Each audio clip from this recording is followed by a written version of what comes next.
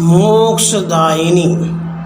सृष्टि के सृजनहार ने सूक्ष्म कामना की, एको अहम बहुश्यामी। संकल्प मात्र से सृष्टि का सृजन हो गया। सृजनहार ने जीवों की 84 लाख योनियों की रचना की। इनमें एक रचना थी सबसे विलक्षण, अद्भुत व अद्वितीय। यह रचना थी मानव की। सृजनहार ने उसमें विवेक स्थापना की और उसे दिव्यता प्रदान की। यूँ कहें, उसने इस प्राणी को अपनी प्रतिकृति के रूप में प्रस्तुत किया। उसे स्वेच्छा कर्म करने की स्वतंत्रता प्रदान की। हाँ, उसे स्पष्ट रूप से अवगत कराया गया कि कर्मों के अनुसार ही फल की प्राप्ति होगी। विवेक का उपयोग उसे संचित कर्मों का नाश व भावी कर्मों से बचने की क्षमता प्रदान करता रहेगा। इसी योनि का सदुपयोग उसे परमात्मा के साथ तादात्म्य में स्थापित करने का सुअवसर प्रदान करेगा। पर साथ ही सृजनहार ने उसके जीवन को माया के आवरण से आच्छादित कर दिया।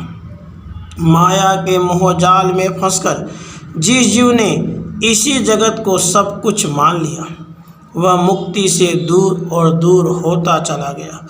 पुनः पुनः जन्मने के अभेद्य जाल में अधिक से अधिक उलझता गया, पर कुछ न समझा। ब्रह्म सत्यम, जगत मिथ्या। वस्तुतः असंसार असत है, हमेशा न बना रहने वाला नश्वर है। हाँ, इसकी चमक, इसकी वास्तविकता का ज्ञान जल्दी से नहीं होने पाती, पर वे इस लोभ में नहीं फंसे। उन्होंने आत्मा के वास्तविक रूप को पहचाना और कहा, अहम ब्रह्मस्मि। दूसरे में भी उसी ब्रह्म का दर्शन किया, तत्वमसि।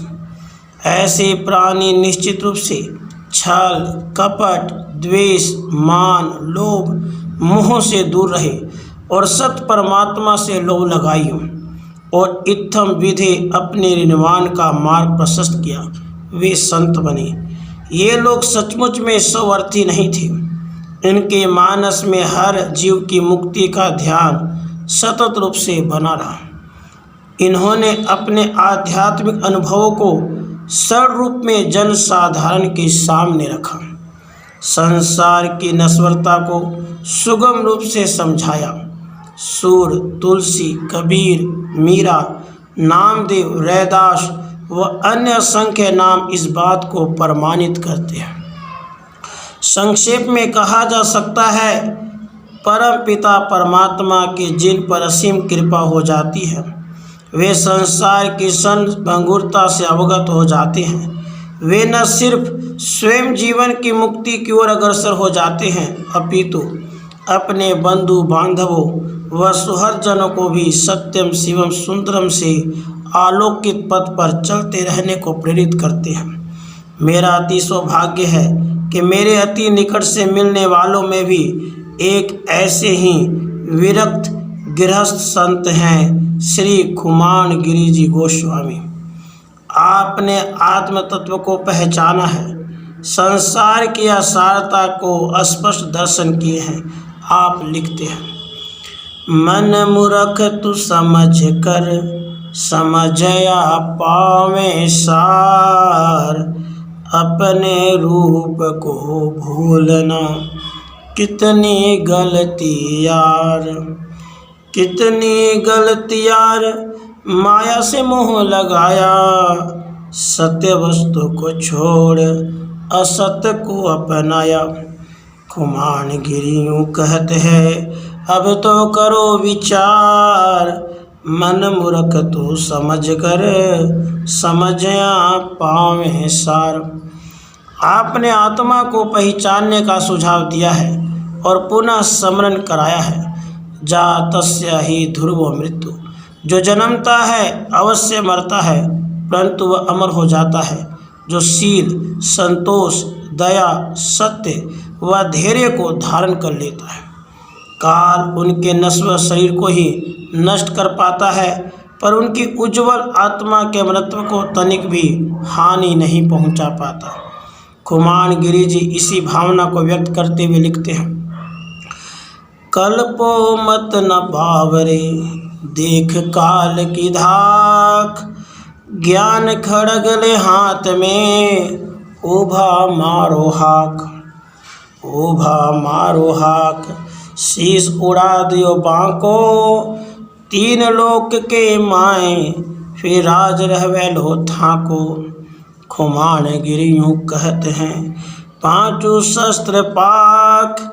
कल्पो मत न बावरे, देख काल की धाक। शील, संतोष, दया, सत्य व धैर्य के पांचों शस्त्रों को अपने सुरक्षा कवच में धारण कर। ज्ञान रूपी तलवार से व्यक्ति काल का शीश काटने की क्षमता रखता है, और जो काल पर विजय प्राप्त कर लेता है वह त्रिलोक में अमर हो जाता है। अतः काल से डरने की नहीं, बल्कि समय रहते अपनी रक्षा करने की आवश्यकता है। सत्य से ही मनुष्य ऐसी शक्तिमान बन सकता है। श्री खुमान गिरी जी इस शक्ति व सामर्थ्य की प्राप्ति में सतगुरु की कृपा की अपेक्षा करते हैं। साथ ही आश्वस्त करते हैं, सतगुरु द्वारा प्राप्त ज्ञान शक्ति से ही मनुष्य दैहिक, दैविक और भौतिक तीनों तापों के वशीभूत जन्म मरण के बंधन से मुक्त हो सकता है। श्री खुमान गिरी जी के उक्त विचार पद रूप में यूँ प्रस्तुत होते हैं। सतगुरु में उठ खड़ा, शक्ति भर दिया आप। मैं रोगी युग अनंत का, जब चढ़ती तीनों ताप। जब चढ़ती तीनों ताप, मैं जन्म जन्म से मरता। कृपा भई जब आपकी, पिछाड़ लिया मैं करता। खुमान गिरी सतसार है, बायक साचो जाप। सतगुरु में उठ खड़ा, शक्ति भर दिया। सतगुरु जी जीव की मिथ्या आशंकाओं को मिटाकर उसे अमरता की ओर ले जाते हैं। उनकी कृपा के बिना जीव वास्तविक तत्व से अज्ञान ही बना रहता है। गुरु के प्रति श्रद्धा अपरिहार्य है। खुमान गिरी का हृदय गुरु के प्रति श्रद्धा से भरा है, जो उनके उद्गारों से स्पष्ट होता है। गुरुपद पूजा ना करे, पूजो देव अनेक। तुरिया ताकत ना मिले, निश्चय कर विवेक। निश्चय कर विवेक, सतगुरु ही कारज सारे। भवसागर मझधार, डूबता आए उबारे। कुमान गुरु गुरु बिना, कौन रखेगा टेक। गुरुपद पूजा ना करे, पूजो देव अनेक। आपने सभी धर्म वालों को अपने अपने जीवन दर्शन व अपनी अपनी निष्ठा के अनुरूप सत्संग करने पे जोर दिया है। सत्संग से आपका तात्पर्य है गुरु व संतों के संग बैठना। गुरु बतलाएंगे कि संसार असार व नश्वर कैसे है, नश्वर संसार में अमरता कैसे प्राप्त हो सकती है। क्या वे भौतिक सुख जिनकी प्राप्ति के लिए हम जीवन भर संघर्ष करते रहते हैं, वास्तव में हमारे जीवन को सुखी बनाते हैं या नहीं। वे ही हमें समझाते हैं कि भौतिक सुखों में लीन आत्मा को मृत्यु अत्यधिक भयावह लगती है। मौत का नाम ही उसे अत्यधिक कंपायमान कर देता है। गुरु उपदेश या सत्संग सभी आवरणों को वास्तविकता प्रकट कर देता है। आत्म का ज्ञान हो जाता है, तभी आपका कवि हृदय पुकार उठता है। सत्संग शब्दा परखिए, साची करो पिछाण। है ज्यों का त्यों समझ ले, मिट जा खेचा तान। मिट जा खेचा तान, रूप जद अपनो पावे। मिनक जमारो मिलियो, बिरथा नाही गमावे। खुमान गिरी यूं कहत है, अब क्यों राखा कान। सत्संग शब्दा परखिए, साची करो पिछाण। आपने सत्संग से ही ज्ञान की प्राप्ति की। संसार तीन गुणों से रचित है, सत, रज व तम। सत श्वेत है, जो सृजन व विवेक का प्रतीक है, प्रकाशवान है। रजोगुण गति का प्रतीक है। तमोगुण आलस्य, मद, द्वेष, छल कपट का प्रतीक है। सतोगुण का प्राबल्य सृजन व मुक्ति की ओर अग्रसर करता है, जबकि तमोगुण की प्रधानता अस्थिरता को जन्म देती है, विनाश का आवाहन करती है। सत्य वह गुण है जिसका हमारे जीवन में विकास करना हमारा परम लक्ष्य है। अब प्रश्न उठता है, सत्य का विकास करने की विधि क्या है? श्री गीता में भगवान श्री कृष्ण जी ने इसके 3 रास्ते बतलाए हैं, ज्ञान, भक्ति तथा कर्म। तीनों मार्ग एक ही लक्ष्य अर्थात ब्रह्म तक पहुंचाते हैं। ज्ञानी लोग ज्ञान के मार्ग पर चले, आस्तिक जन भक्ति मार्ग पर चले, अपनों को पूर्णतः भगवान के प्रति समर्पित कर दें। हाँ, अपने कर्मों का ध्यान रखते हुए अग्रसर हों। अपने दैनिक कर्म परम ईमानदारी से भगवान को साक्षी मानकर करते रहें। मन की वृत्तियों पर सदैव नियंत्रण रखें। गिरि जी के ही शब्दों में उनका दर्शन निम्नलिखित पद्य से प्रकट होता है। रस्सी बंटो गुण 3 की, कर्म उपासना ज्ञान। मन लोभी माने नहीं, धरे न ब्रह्म का ध्यान। धरे न ब्रह्म का ध्यान, धनी के हवाले कर दो।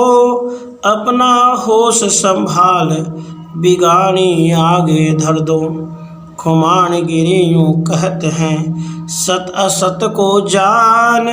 रस्सी बंटो गुण 3 की, कर्म उपासना ज्ञान। सामान्यतः लोग मंदिर, मस्जिद, गिरजाघर या गुरुद्वारे में जाने को ही मुक्ति का साधन मान लेते हैं। ऋषियों फकीरों के उपदेशों की तरफ उनका ध्यान नहीं जाता। वे उन बातों को जीवन में नहीं अपनाते, वस्तुतः वे भ्रम में हैं। सतगुरु के वचनों का पालन ही सच्चा रास्ता है। जीवन की सफलता उसी में है। खुमान गिरि जी ने हिंदू व मुसलमान दोनों को ही अपना आत्मीय मानते हुए समान रूप से दोनों का भला चाहा है, दोनों को समझाने का समान प्रयास किया। मंदिर मस्जिद डोल रहा, धरे धनेरो नाक। देखा देखी दौड़ रहे, झूठी हाको हाक। झूठी हाको हाक, फिर ही दुख पावे। तो भी माने नाए, नित बचेड़ा खावे। खुमान गिरि यूँ कहते हैं, पूठा घीर के फाँक। मंदिर मस्जिद डोल रहा, घसे धनेरो नाक। आप अपने विवेक के प्रकाश में निष्कर्ष पर पहुँचे हैं कि गुरु ही सर्वोपरि है। उन्हीं का मार्गदर्शन अज्ञान अंधकार को भेद कर जीव को अपने लक्ष्य की ओर अग्रसर होने को प्रेरित करता है, यथावश्यक संबल प्रदान करता है। आपने गुरु को ही आकाशदीप व खेवैया माना है। गुरु ही दुखी मन की पुकार सुनता है। आप लिखते हैं, मैं तो जन्म जन्म गयो हार। सतगुरु जी बिना कौन सुने। किन्ने कहूँ मैं बात मरम की, कठै करूँ पुकार। कौन देश में कागज भेजूँ, कोई न करे गो माँ से प्यार।